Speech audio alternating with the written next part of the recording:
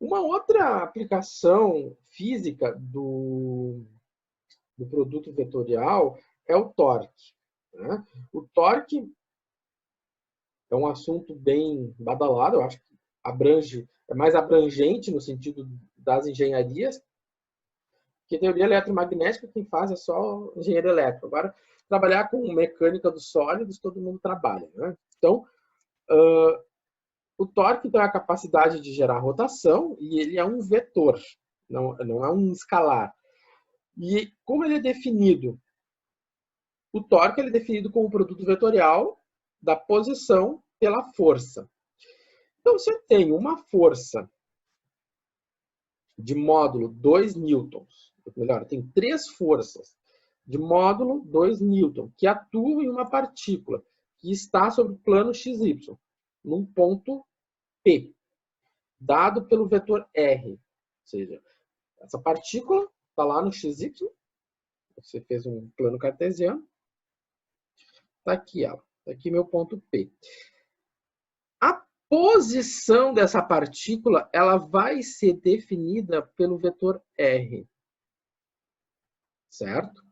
Onde esse comprimento é 3 metros e o θ é de 30 graus. Então, esse R ele tem 3 metros, o comprimento dele, e ele faz um ângulo de 30 graus. Então, ele dá 3 situações. Uma situação, qual é o torque? Se a força aplicada for essa, qual é o torque? Se a força aplicada for essa, e qual é o torque se a força aplicada estiver puxando para cima? Tá? Então, vamos avaliar as 3 situações e vamos calcular o torque em cada uma delas. Tá? Nas 3 situações, nós vamos aplicar produto vetorial. Nós temos 2 vetores, nós temos o R, e nós temos 3 tipos de F. Né? Nós temos o F1, que é paralelo ao eixo das abscissas. Nós temos o F2, que é paralelo ao eixo das ordenadas, e o F3, que é paralelo ao eixo das cotas, né? Ou seja, o F3 ele está saindo da tela do computador, né? Ou do celular que você está assistindo. Bom, então tá. Bom, outro fato importante que tem que ser destacado é que o módulo de cada uma dessas forças é 2. Então, o esquema geral é esse aqui, né? Tá, se eu for... Primeiramente, vamos avaliar quem é o R. O R, ele é um vetor. Como vetor, ele tem componente em X, ele tem componente em Y. Né? Então, qual é a componente em X? Bom, componente em X, vamos recordar lá do grau A, né?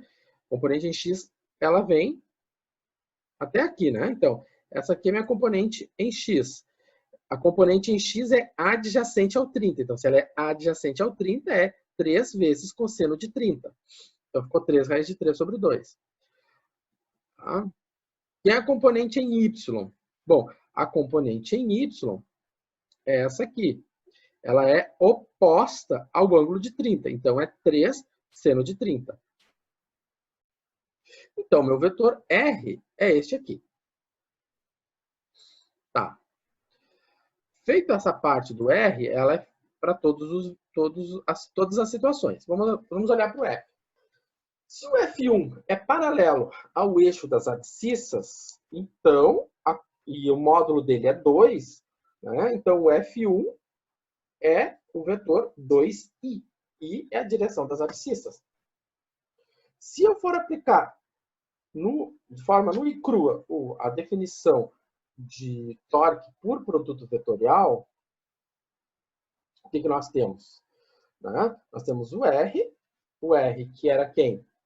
3 raiz de 3 sobre 2 e 3 meios, né? A gente viu aqui, né? Vamos copiar aqui. Então, meu R é 3 raiz de 3 sobre 2. Essa informação aqui ela vai andar bastante.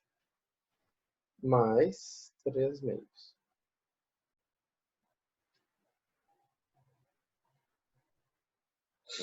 Certo? E o F só tem componente em J porque ele é paralelo às abscissas. Ok. Aplicando a definição de produto vetorial tal e qual, nós vamos descobrir que ele não tem componente horizontal, ele não tem componente longitudinal e ele tem uma componente vertical apontando para baixo, né? Ou saindo da tela, de 3 unidades. Né? Então, se eu multiplicar este valor por 0, vai dar 0, menos 2 vezes 3 meios, vai ficar 3. Bom, então esse aqui é o vetor torque. Ele está representado com a flechinha, então ele é um vetor. Mas qual é o módulo do torque? O módulo é 3, né? O módulo é o número que está na frente, né? Ali na frente. Tá? E também você, claro, pode determinar o módulo fazendo a continha, né? Como é que a gente faz a continha? Né? É a raiz quadrada de quem? De 0 ao quadrado, não tem o i, mais 0 ao quadrado, também não tem o j, mas tenho quanto? Tenho menos 3 ao quadrado. Daqui é menos 3 ao quadrado? É 9. Raiz de 9 é 3. Certo? Porque esse vetor aqui é 0i, 0j, menos 3k. Tá? Bom, isso aqui é conteúdo do grau A, né? Tá. E agora? Então, o F1 é paralelo ao eixo das abscissas. Nós podemos usar uma outra definição de produto vetorial. Qual é a definição de produto vetorial também que aparece por aí? Essa definição de produto vetorial aqui, ela está trabalhando com quem? Com o módulo do produto vetorial. Ela não está trabalhando com o vetor. Quando eu trabalho com o determinante, eu vou obter o vetor. Quando eu trabalho com essa definição, eu estou trabalhando com o módulo do produto, estou trabalhando com o comprimento do torque. Então, o comprimento do torque vai ser o comprimento do R vezes o comprimento da força vezes o seno entre o ângulo. O do seno entre o do θ é o ângulo entre os vetores. Então, o ângulo entre esses dois vetores é 150. Né? Por quê? Porque se eu prolongar aqui, né, esse ângulo aqui é 30. Né, que é o mesmo ângulo aqui. E o que acontece? Aqui o todo vai ser 180, né? Se o todo vai ser 180 e essa parte aqui não conta, então 180 menos 30, 150. Portanto, o meu torque vai ser quem? O meu módulo do torque vai ser quem? Vai ser 3, que é o comprimento do R, 2, que é o comprimento da força, e o seno de 150. Coloco tudo isso na calculadora, né? Seno de 150 é um número positivo. Eu obtenho o valor de 3. 3 newton. Que, coincidentemente, que não podia ser outro valor, tinha que ser 3, porque nós vimos, usando a definição do determinante, que esse valor é 3. Muito bom. Tem que fechar. E aqui, né, novamente eu digo, eu estou mostrando duas formas de fazer a mesma coisa. Não quer dizer que se eu fiz de uma, eu tenho que fazer da outra. Eu estou mostrando duas formas distintas de fazer a mesma coisa. Tá? Para não criar crise de ansiedade. Então, agora se eu vou considerar paralelo ao eixo das ordenadas, o meu F1, então, é 2J. Então, se é 2J, né, eu tenho agora o seguinte, eu tenho meu R e aqui eu tenho meu J. Fazendo a conta, eu vou ficar com 3 raiz de 3K, né? Então, novamente, aqui eu não vou ter componente, aqui eu não vou ter componente, e aqui, o que aconteceu? Eu vou multiplicar esse 2 por esse vetor, por esse número, ficou 3 raiz de 3. E 3 meios por 0. Então, aqui saiu pura e simplesmente da aplicação do determinante. Novamente, se eu for considerar o módulo, qual vai ser o módulo desse vetor? 3 raiz de 3. Aplicando a definição do seno, né? Qual vai ser o ângulo aqui em questão? Bom, aqui o ângulo você vai ter que considerar o seguinte, você tem 90, né? Isso aqui é 90 graus. Né? Então, se ele for fazer o prolongamento, aqui é 30. Então, esse ângulo aqui também é 30. Então, é 90 mais 30 é igual a 120 graus. Então, o que acontece? Eu vou ficar com 3 vezes 2 vezes 120. Seno de 120. Seno de 120 é raiz de 3 sobre 2. Passa a continha. Raiz de 3. 3 vezes raiz de 3. Certo? Sem nenhum mistério. Então, repito, de novo, eu estou fazendo uma outra abordagem diferente daquela que eu tinha apresentado anteriormente.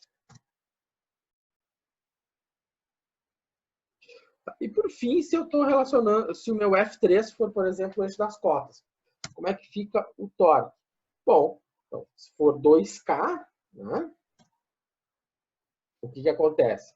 Se for 2K, eu tenho essa configuração aqui para o determinante. Se eu tenho essa configuração aqui para o determinante, né, eu vou ter componente apenas, ou melhor, apenas não, eu vou ter duas componentes. Eu vou ter uma componente na horizontal e uma longitudinal. E aí, o meu módulo vai ter que ser calculado pela raiz quadrada de 3 ao quadrado, mais 3 raiz de 3 ao quadrado. Fazendo essa continha, eu vou ficar com o meu módulo 6. Tá? Meu módulo vai ser 6. Tá. E aí, então, se eu for fazer a aplicação por essa definição, eu vou ficar com meu tal, ele vai ser, então, 3 vezes 2 vezes seno de 90. Por que é seno de 90? Porque, como eu tenho um vetor que agora é perpendicular, né, ele é perpendicular a quem? Ele é perpendicular ao plano da base. Então, se ele é perpendicular ao plano da base, qualquer vetor da base do x, o, y, né, qualquer vetor x ou y faz um ângulo de 90 graus com esse vetor aqui. Né? Então, ele faz um ângulo de 90 graus. Então, quanto é que é o seno de 90? O seno de 90 é 1. Sobrou 3 vezes 6, melhor 3 vezes 2, e deu 6. Certo? Então, aqui, para fechar então, esse estudo do produto vetorial, eu apresentei então para vocês duas formas, duas interpretações físicas. Né?